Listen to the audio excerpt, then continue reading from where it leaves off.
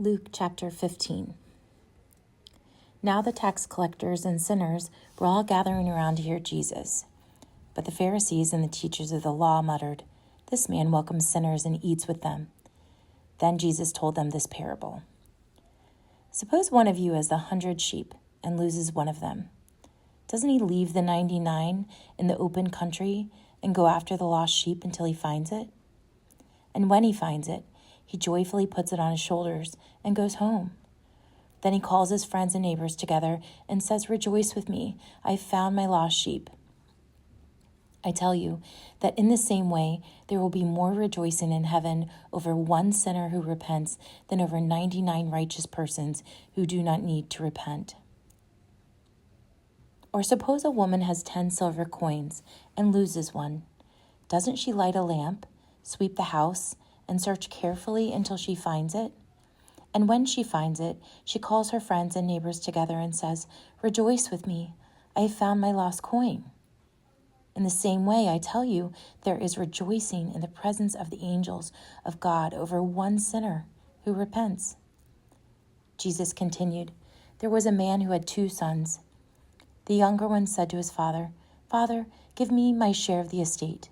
So he divided his property between them. Not long after that, the younger son got together all he had, set off for a distant country, and there squandered his wealth in wild living. After he had spent everything, there was a severe famine in that whole country, and he began to be in need. So he went and hired himself out to a citizen of that country, who sent him to his fields to feed pigs. He longed to fill his stomach with the pods that the pigs were eating, but no one gave him anything. When he came to his senses, he said, 'How many of my father's hired servants have food to spare, and here I am, starving to death? I will set out and go back to my father and say to him, Father, I have sinned against heaven and against you. I am no longer worthy to be called your son. Make me like one of your hired servants.' So he got up and went to his father. But while he was still a long way off, his father saw him and was filled with compassion for him. He ran to his son, threw his arms around him, and kissed him.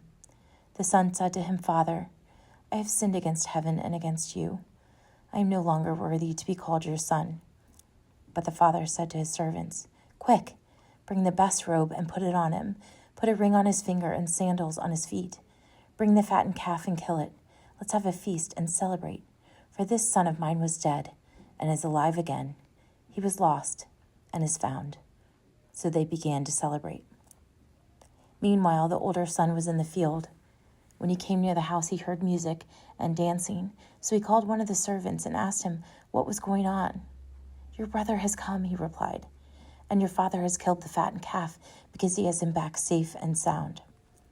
The older brother came, angry, and refused to go in. So his father went out and pleaded with him. But he answered his father, 'Look, all these years I've been slaving for you and never disobeyed your orders, yet you never gave me even a young goat so I could celebrate with my friends. But when this son of yours, who's squandered your property with prostitutes, comes home, you kill the fattened calf for him.' 'My son,' the father said, 'you are always with me, and everything I have is yours. But we had to celebrate and be glad, because this brother of yours was dead and is alive again. He was lost and is found.'"